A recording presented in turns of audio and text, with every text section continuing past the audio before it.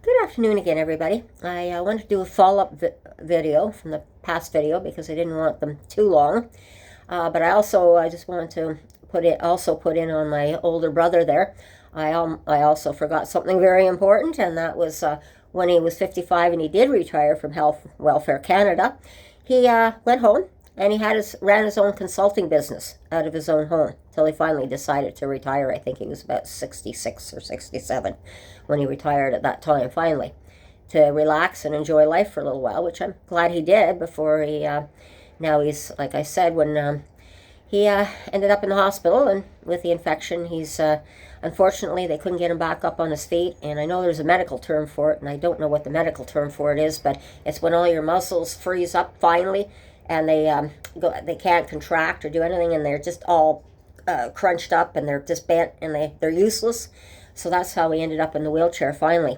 But I am so terribly proud of him, and he has had a wonderful life for a little boy that wasn't supposed to live past 3 weeks. But I also wanted to say a little bit more about my own self and having a mother for a registered nurse. Now, my mother and father were my adoptive family. My older brother, who was spina bifida, was their child. Due to having a spina bifida running in the family, of course, they didn't want to have any more children. They weren't aware when they had him that it was spina bifida at the time. And I ended up coming to them quite by accident. I ended up about 9 months old, and they needed a nurse. I needed foster care at the time, and I was in really bad shape myself. I had dislocated hips. They weren't even sure if I was going to be able to walk, period. And they were afraid they were going to have to operate on me. But my mother, being the registered nurse that she was at that time, and at that time she was still my foster mother, and what she did was she believed in physiotherapy. She took my legs and just like when you're riding a bicycle, she took my legs and she worked my legs and worked my legs and worked my legs, and then she worked my hips at the same time. So she was able to get my hips back in place without my being operated on. Of course, I was always told if I ever went into gymnastics, don't ever try and do the splits because I might end up losing my ability to walk or be in really bad shape. But I still went on to sports eventually, and track and field was what I specialized in, and I loved my sports, volleyball and basketball and baseball, but it was track and field I was really good in, and I even won a city record for high jumping at the time as a teenager. So I went on to do pretty well, but I was always told that when I got older, of course I didn't understand what they meant, that my hips would finally bother me. Now today what's happened is, well, to start with, I also had a fall. I went horseback riding at 13, fell off a horse, and I had the stone dig right into my hip, which today has left me with bursitis and definitely arthritis in that hip. But that's what I was warned as a child, that as I got older, I would probably develop arthritis in my hips. And today I've got the arthritis in my hips, in my lower back. I've got a slowly disintegrating disc in my back. I just found out too.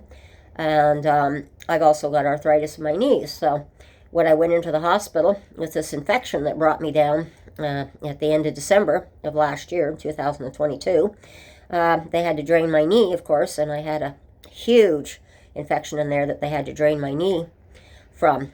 So that left me in having to learn to walk. That's why I was in the hospital for 6 weeks. I had to learn how to walk all over again. That was quite the painful experience, and I know what you have to go through now if you have a knee replacement or a hip replacement. There's a lot of physio that has to go with that too. So there I am, 70 years old. I'm struggling away with that. But I didn't give up. I was just so anxious to get back to Heidi, my service dog here. And she kept me going. I had to get back to my baby. That's my baby. I don't know what I'd do without her. I couldn't live without her. She does so much for me. And of course, that was one of the things with the arthritis, because I'm racked with the arthritis now, that the doctor said keep moving. So that's one of the many things that she does for me is my mobility issues. She helps me. So when I got back home, fortunately, I had a couple of good friends that were able to walk her and take care of her for me. And that was great. And when I got back home, of course, I had to tweak her a little bit on how to get up down the stairs carefully with me again. But today I'm doing much better. I don't know how well I'm going to get with that knee because it's already got arthritis in it. And the doctor said, well, the infection also did a little bit more damage.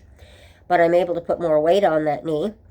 And today I have to walk with the cane, or I have to walk with the dog. And I prefer to walk with the dog because I actually walk better with the dog, because she helps keep me going in a straight line. Not that I've been drinking or taking drugs, but I get kind of wobbly with the arthritis. So I do look like I've been on something, but I haven't.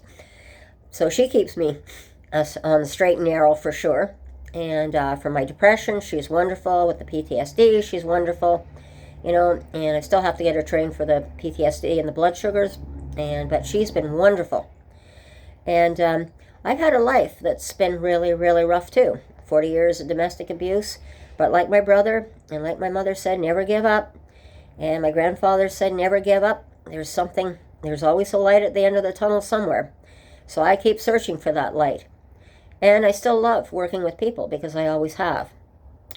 Being a security guard was the perfect thing to work with people. Right now, I love working with the homeless. There's some that are very difficult to work with, definitely, because they've just given up drugs. That's all I want to do. All they live for is the next hit. That's unfortunate. But I've seen so many people also who are on, like Shay on ODSP, who've just coming into the shelter system, how they've lost their job. In some cases, it's somebody has just fallen from grace, unfortunately. The drugs don't just hit the poor. They hit all classes of people right across the board here. And people who've made lots of money suddenly find themselves without a home, losing their families and everything else. So it is a very big struggle with the opioid crisis. And looking at people around me, I'm thinking, maybe we need to reevaluate our society a bit and figure out how to do things a lot better than what we're doing. And that's what Shay agrees with me. Even Julie, being homeless and struggling to try and do things, she's certainly having her problems too. Excuse me, I'm just getting over a cold. So it's been extremely trying. And she's trying her best. She sees a whole new way of life for herself too. She's trying to look for that light at the tunnel. She sees it, but is trying to figure out how to get there. So I think this is about what I wanted to say for today. But like I said, why are we overlooking people who are in wheelchairs, handicaps? Because no matter what, they can do some kind of a small job, whether it's doing something like maybe handing out flyers or sitting at a table, doing something like handing out flyers, or just little things that they can do, to make them feel like they're worthwhile. I'm sure we can think of all kinds of little tiny jobs for them to do. And I just, because I've seen other employees putting some of these so-called handicapped people to work, and it's working out great. I see it off and on the news, and it's wonderful. So why don't we get our heads together and start realizing that the ones that really want to be productive, can we not get employers out there to give them simple little jobs that they would be very happy doing, even at minimum wage? They're desperate for work. Surely we can figure something out. So that's what I want to talk to you again about today. So you take care and have a nice day, and bye-bye again, and we'll talk to you again soon. Bye-bye.